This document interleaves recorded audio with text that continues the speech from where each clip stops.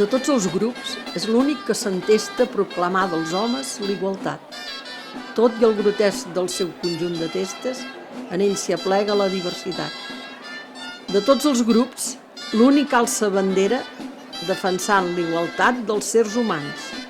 I no d'avui, que d'anys i d'anys enrere la seva gent, de fet, els seus infants, ve i va donant-se, amicalment, les mans.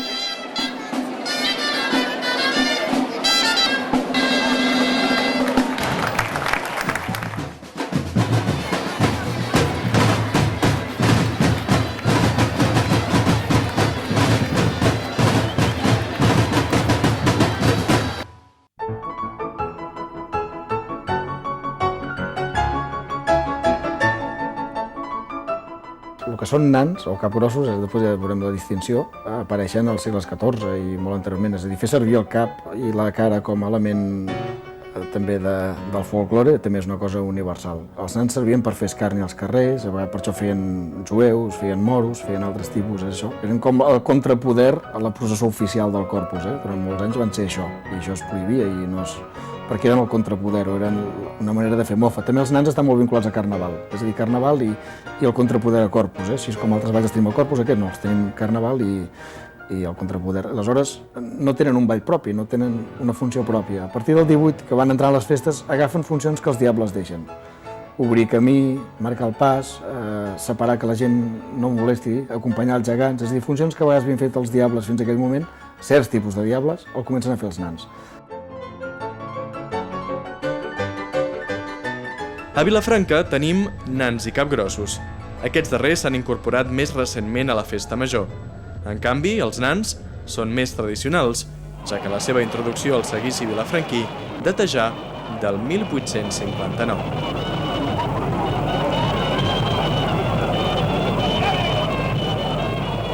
Nans i capgrossos són dues denominacions que avui en dia són sinònims, a Vilafranca i a tot arreu. Aquí tenim llavors, com que tenim dos balls, un de gran i un de petit, el fem servir pels petits un i els grans els altres. En realitat són sinònims, però que tampoc ho són. És a dir, un nan és un tipus de capgros que és fins a mig cos.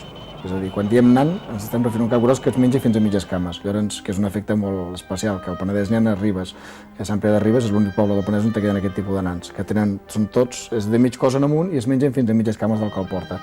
I els capgrossos són els que són només caps, que és el que tenim a Vilafranca, de fet, tots són capgrossos a Vilafranca.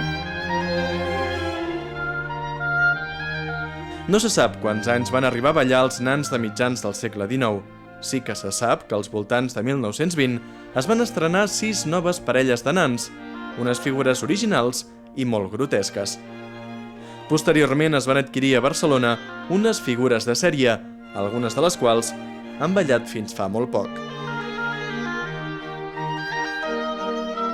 No, la relació dels nans amb la canalla és una cosa nova, és a dir, els nans més aviat els hi feien por la canalla. De fet, si a llocs on he vist que encara fan la funció antiga d'obrir pas, fan mal, és a dir, perquè porten encara les bufetes inflades i claven cops a la gent perquè se separi. I l'aspecte grotesc d'un nan més aviat molesta la canalla, és a dir, no els agrada.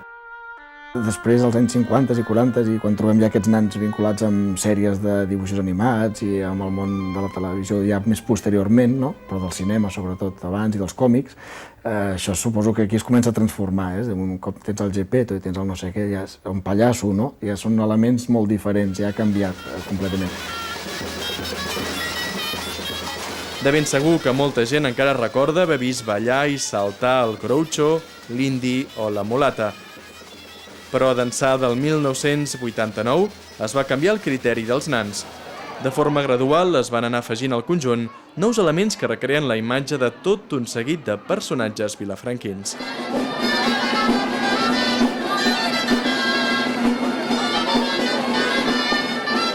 I actualment ha canviat, hem trobat un nou espai. Si els nans no tenien, era com un ball que estava allà, però que no tenia músiques pròpies, no tenia danses pròpies, no tenia entitat pròpia, no? Al cap dels anys l'ha d'adquirir, no?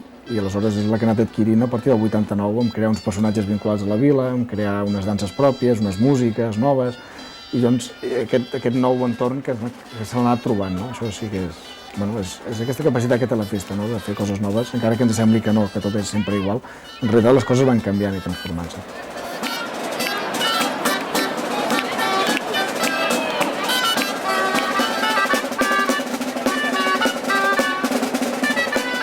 El quique dels cavallitos, el tiburon, la cuchi-cuchi, el cabra, el janio, el Fèlix Balanyà, el mènec, el batlle, el greller, la pipera i en Joan Sol són ara la nineta dels ulls dels més petits. Jo crec que és maco que hi hagi com a mínim un ball de la festa major que estigui integrat per persones que vagin tenir un paper important dins de la vila, perquè clar, la festa major de Vilafranca és una festa que és per tots els ciutadans de Vilafranca i no sé, jo trobo maco que hi hagi un ball que estigui dedicat exclusivament per això. Tots són personatges destacables de Vilafranca, la majoria d'ells relacionats amb el món dels infants. A veure, a mi el que més m'agrada és quan estàs parat perquè la cercavila no avança i tu estàs encara que no saps quin ball fer. Estàs planejant-ho. Quan et saluden els nens, a mi això em fa molta il·lusió. Perquè penses, no et coneixen de res i t'estan saludant i s'estan emocionant. Aquests nous nans s'han anat incorporant progressivament a la festa des del 1989 fins l'any 2002. Cada un va vestit de la forma adient al seu personatge. El ball de nans té 12 caps i estem formats per 26 persones. Són 2 persones per cap i 2 mitjos. La funció de mig són 2 persones que ens aniran acompanyant tota la cercavila per si hi hagués algun imprevist, algú caigués o es fes mal o algú es maregés, perquè el dia 30 a les 12 del migdia dintre del cap és un infern. Cada nan té la seva parella de nan. Llavors, clar, doncs la polca hi ha 2 files, llavors doncs cada nan, quan es troba amb el seu nan, s'agafen de la mà i tenen cap endavant. Després hi ha el balset, que també és amb la parella de nan, que és per anar tirant, que és cap fora, cap dins, anar fent així. I després doncs, hi ha la serp, que és la típica serp amb una sola fila, i anar doncs, fent toms. I de baix, doncs, per lluïns a més, com si diguéssim, que són els que es ballen quan hi ha cantonades, quan es pot fer perquè la cercavila doncs, no avança, o bé doncs, quan s'ha de ballar pels matins el dia 29, 30 i 31, doncs aquests balls sempre és en interacció amb tots els nans.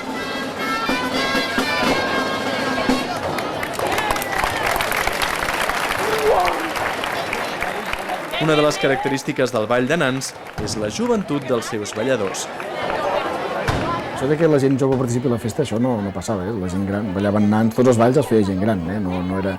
Això és la infantilització, o que s'incorporen les noves generacions, això passa a partir dels anys 70, anteriorment no ballava la canalla als balls, ballava gent gran i no hi havia festa major infantil tampoc, és a dir, els balls es portava gent gran i feia gent gran, i això encara passa en molts llocs.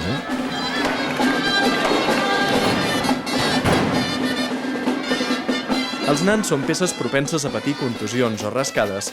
Per aquest motiu, cada cert temps es restauren i, si es creu oportú, se'n fa una rèplica nova. És el cas, per exemple, del nan del Quique, que l'any 2008, després de 9 festes majors ballant, es va substituir per una peça idèntica, però molt més còmoda i àgil.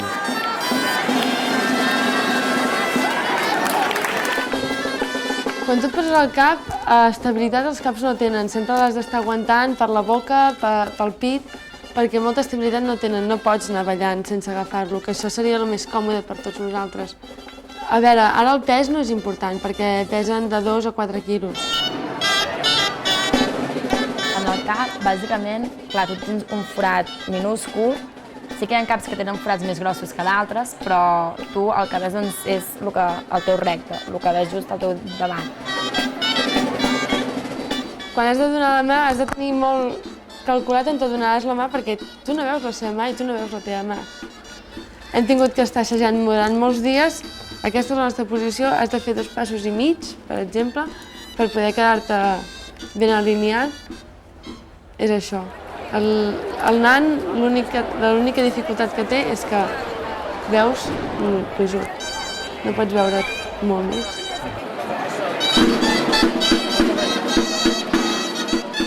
És això que tu comences agafant el nan que bonament et toca, perquè no pots triar quasi mai, però després, clar, el fet de ballar amb ell durant els mesos de juliol i agost en els assajos i per la festa major, doncs, li acabes tenint una estimació. li agafes molt de carinyo. I és que el veus l'any següent i dius, ostres, quants dies feia que no et veia? I és un cap que no parla, però te'l fas teu. Te'l fas teu i te l'estimes.